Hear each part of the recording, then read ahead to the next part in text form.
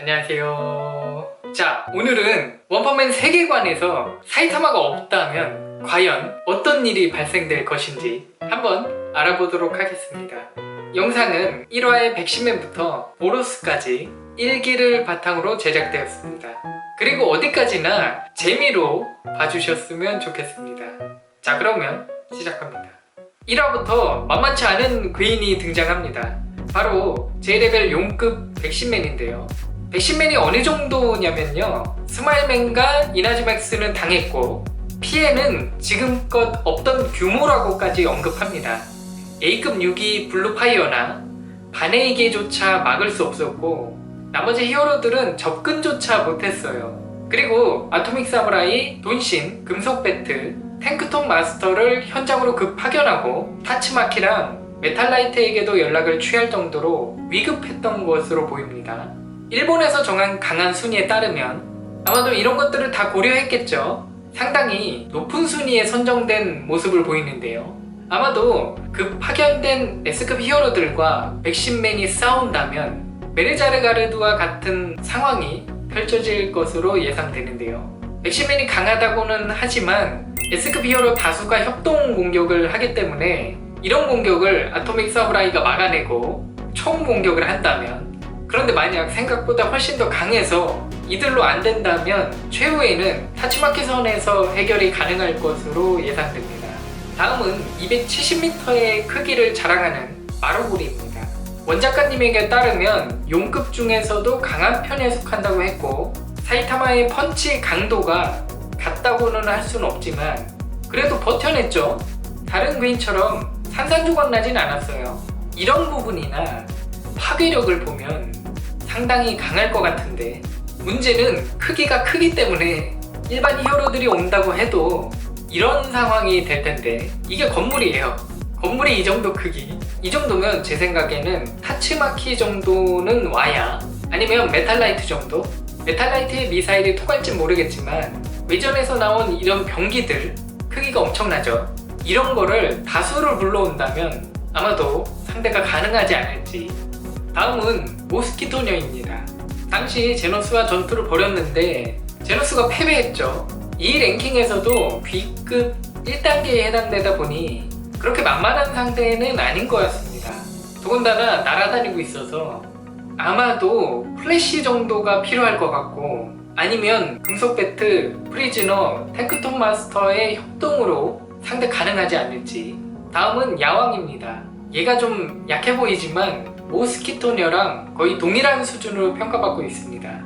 자, 다음은 아수라카부토입니다. 원펀맨 1기 3화에 등장하는 진화의 집 최강의 생물이죠. J레벨은 용급입니다. 제노스도 간단하게 제압당해버렸어요. 어떤 상황이 펼쳐질지 보시면 이런 상황에서 제노스랑 금속 배트가 진화의 집으로 갔다고 한번 가정을 해볼게요. 제노스는 이렇게 제압당해버리고 금속 배트는 나름 버티기는 하는데 아수라 모드에게는 힘들 것 같아요. 오디오북에 따르면 A급 히어로 스넥은 3초 만에 패배, 금속 배트는 3분 만에 패합니다. 그런데 쿠로비카리는 15분 만에 이겼다고 하죠. 쿠로비카리 정도는 가야 상대가 가능하지 않을지. 다음은 다시마 인피니티입니다.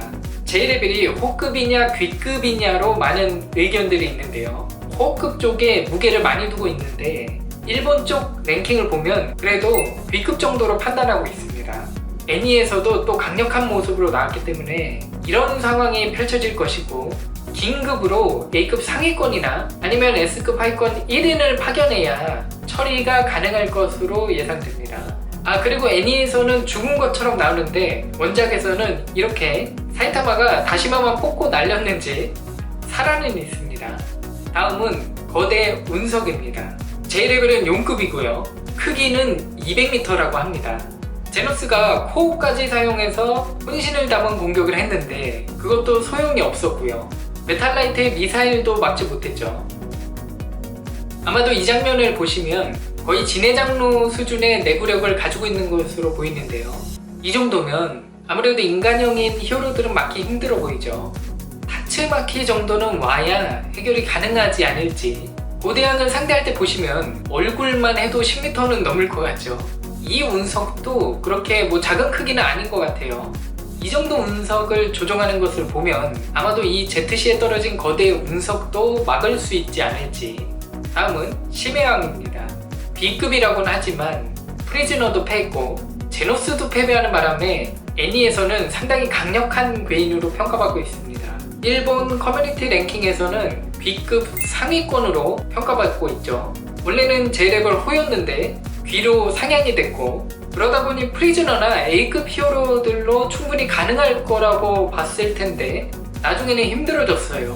금속 배트도 좋은 싸움이 될 것 같고 섬광의 플래시도. 그런데 변수는 이렇게 변신한 상태가 과연 어느 정도일지. 아마 S급 중위권 정도는 와야 상대가 가능하지 않을지.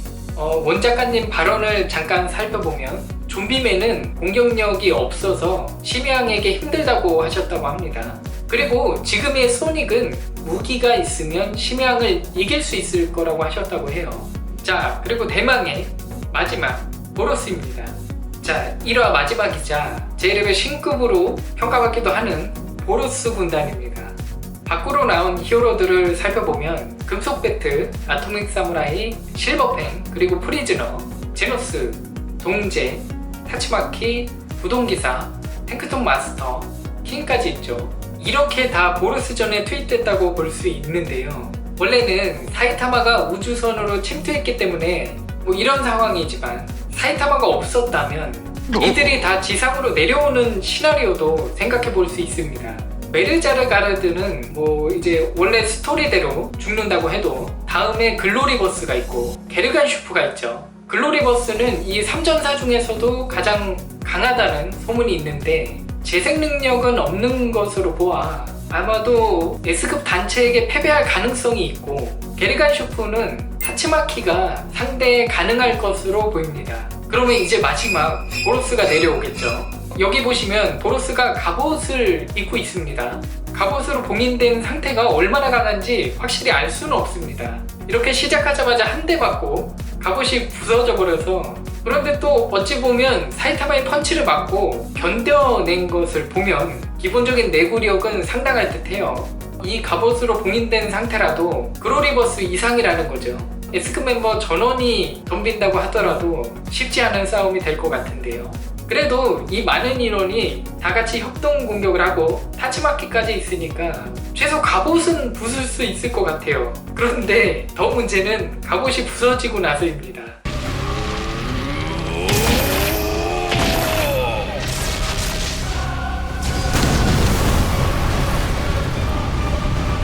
이만한 파워와 스피드를 견딜 수 있는 히어로가 있을지. 아마도 플래시라면 좀 가능할까요?